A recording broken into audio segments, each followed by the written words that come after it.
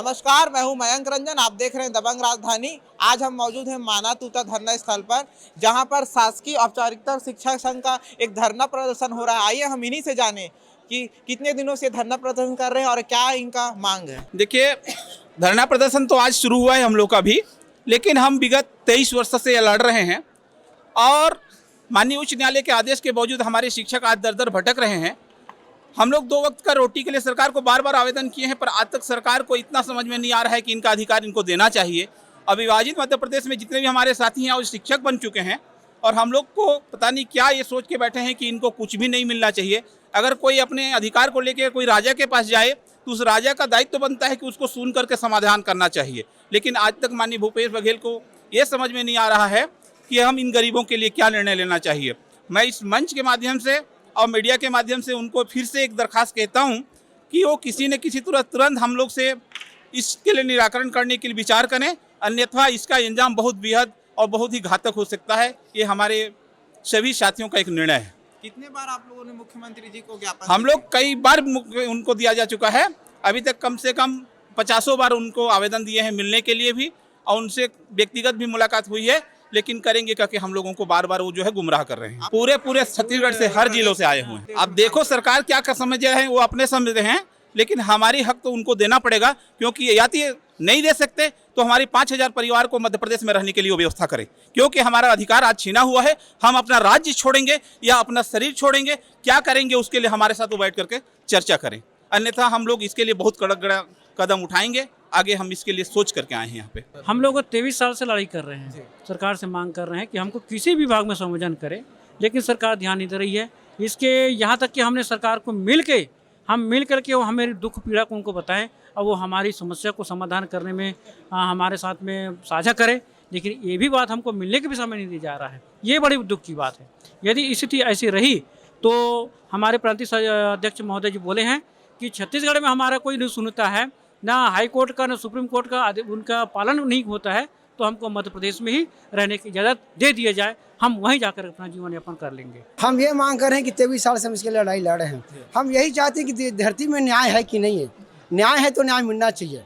कहीं भी ऊपर वाले न्याय करते हैं कि नहीं करते पता नहीं, कि नीचे वाले न्याय का पालन करते हैं कि नहीं करते। हम लोग हाई कोर्ट से जीत गए 2010 में।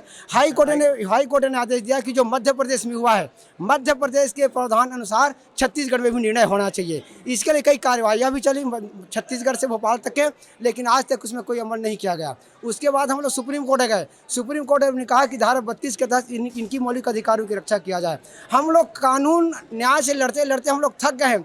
जब आदमी थक जाता है, मर जाता है, स्थिति आ जाता है, तब न्याय की शरण में जाता है। न्याय ने हमको शरण दिया, हमको शरण में लिया और हमारे पक्ष में न्याय दिया, लेकिन दुर्भाग्य है कि आज हम लोग भटक रहे हैं, हमको आज तक न्याय नहीं मिल रहा है। हम तो यही चाहते हैं कि यदि न्याय नहीं है, हम MP से छत्तीसगढ़ में आए हैं बंटवारे में, तो हमें यहाँ रहने ना दिया जाए, हमको MP में वहाँ दखल कर दिया जाए, ये हम लोग चाहते हैं। और हम यही मांग करते हैं कि हमको जो योग्यता है हमारे अन्वेषक भाइयों का, योग्यता अनुसार किसी भी विभागों में कई भी पदों में संयोजन कर दे, हमारी यही मांग है। हम लोग औपचारिकतर शिक्षक संघ के माध्यम से हाई कोर्ट में 2005 में पिटीशन लगाया था, जिसका निर्णय 5 साल बाद 2010 में आया, 11/8/2010 को। और उसके परिपालन में पूर्ववर्ती सरकार ने किया कि जो मध्य प्रदेश में हुआ है उनके साथ निर्णय होना चाहिए, तो मध्य प्रदेश में हो गया, तो यहाँ क्यों नहीं हो रहा है? उसी का हम लोग बंटवारा है। मध्य प्रदेश हम लोग बंटवारे से आए हैं तो छत्तीसगढ़ में, तो हमारा क्यों नहीं हो रहा है? क्योंकि हमारा न्याय नहीं हो रहा है। सरकार हमारे प्रति निर्णय क्यों नहीं ले रहा है? बस हम दुख इसी बात का है कि सरकार आ रहे हैं जा रहे हैं, लेकिन हम लोग दर दर की ठोकरें खा रहे हैं। उम्र देखिए हमारे भाइयों का क्या स्थिति है, बाल बच्चे का। फिर भी आज तक आज होगा कल होगा, आज होगा कल होगा, और सरकार ही नहीं कहती आपको नहीं होगा। कभी कहते कमेटी बैठा रहे हैं, कमेटी का निर्णय आने दीजिए, उसमें निर्णय होगा, लेकिन सरकार आज कमेटी बैठा रही है, निर्णय दे रही है। कैबिनेट भी किया सरकार ने, लेकिन हम लोग निर्णय जो लिया केवल 15 साल का छूट, और 50 साल का छूट हमारा क्या होगा? जब तक कि हमारे लिए उचित निर्णय नहीं होगा, विशेष प्रकरण की मानते हुए विशेष छूट नहीं देगा, तो हमारा क्या होगा? तो हमको गोल गोल फुलबाज की तरह इस मैदान से उस मैदान बस लात मार रहे हैं, हम लात खाए जा रहे हैं और हम लोग का उम्र बीतते जा रहे हैं। जब से छत्तीसगढ़ राज्य की स्थापना हुई है, सबसे पुराना प्रकरण हमारा है सर। 23 साल हो गया जब से छत्तीसगढ़ का निर्माण हुआ है, MP से अलग होकर छत्तीसगढ़ बना और हमारा भाग्य फूटा। वहाँ सभी साथियों का कर दिया गया, हमारा आज तक कुछ नहीं किया गया। उड़ीसा में हो गया, हमारे पूर्व के वक्ताओं ने आपको सब जानकारी दी है। झारखंड में हो गया, उड़ीसा में हो गया, बिहार में हो गया, तो छत्तीसगढ़ ही भारत से अलग है क्या?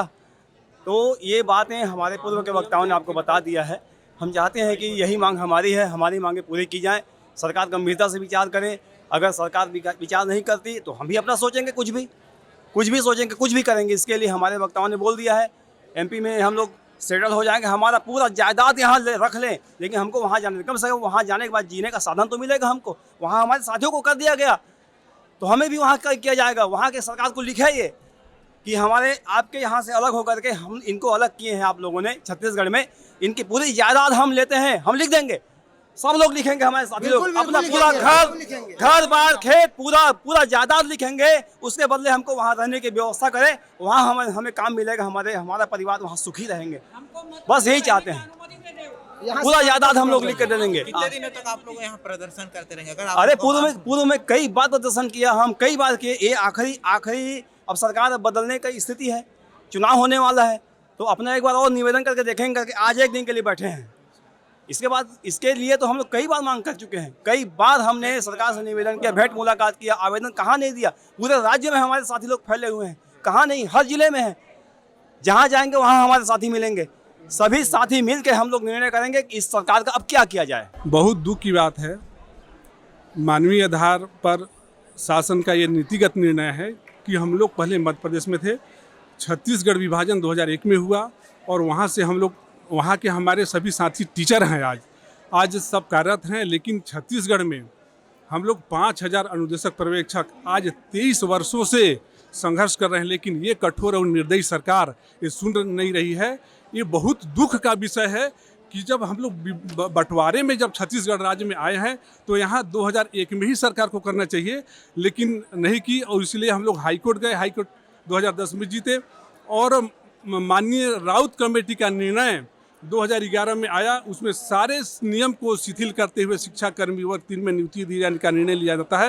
ये पास किए हैं, ये आपको ये दिखा रहा हूँ, ये देख लीजिए, ये पूरा निर्णय हो चुका है। इसके बाद भी सरकार क्रियान्वयन नहीं किया, ये बहुत दुख की बात है। ऐसे सरकार, चाहे भाजपा हो चाहे कांग्रेस का, ये दोनों सरकारें निर्दयी एवं कठोर जो हमारे इन गरीबों को, बेसहारों को सुन नहीं रही है।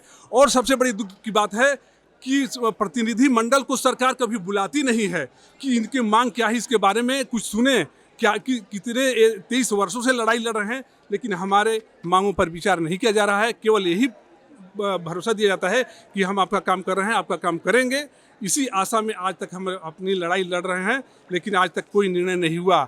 और ये सब निर्णय M.K. राउत का, हम लोग चाहते हैं कि M.K. राउत कमेटी का निर्णय लागू करे सरकार और हम लोग को किसी भी विभागों में योग्यता के अनुसार समायोजन करे। अगर सरकार ऐसी नहीं करती है तो हम लोग बहुत कठोर निर्णय लेने आत्मदाह करेंगे और इन दोनों सरकारों को, अपने पूरे बाल परिवार और पूरे पीढ़ी को हम लोग कागज में लिख के घर में टांग देंगे कि इन दोनों सरकारों को अभी जीवन में साथ मत देना और तीसरी पार्टी को हम लोग अपना साथ देंगे। ऐसा हम लोग लास्ट में निर्णय लेंगे। जब सरकार अगर नहीं करती है, हमारे लिए अगर ठोस निराकरण अभी आचार संहिता से पहले अगर हमारी सरकार नहीं बताती है कि हम आपके लिए क्या करेंगे, तो फिर हम लास्ट में निर्णय लेंगे कि तीसरी पार्टी उभरते हुए सरकार को हम लोग साथ देंगे पूरे आजीवन। और कोई बाल बच्चा हम लोग सबको बता के जाएंगे, मरेंगे कि सरकारों को साथ में दे, दोनों सरकार को, और एक बार आत्मदाह और फिर से लड़ाई लड़ेंगे सरकार बनने के बाद।